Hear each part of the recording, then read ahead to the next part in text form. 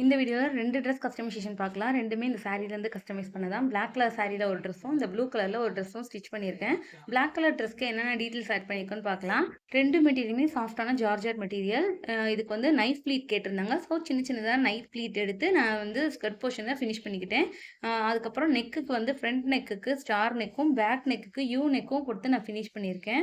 Neck வந்து பிளைனா இல்லாம இருக்கணுன்றதுக்காக அதுக்கு வந்து பார்டர் எடுத்து நான் இந்த மாதிரி பேட்டர்ன் ஒர்க் வந்து வச்சு ஃபினிஷ் பண்ணியிருக்கேன். ஸ்லீவுக்கும் சேம் பேட்டர்னில் நான் வந்து மேக் பண்ணியிருக்கேன்.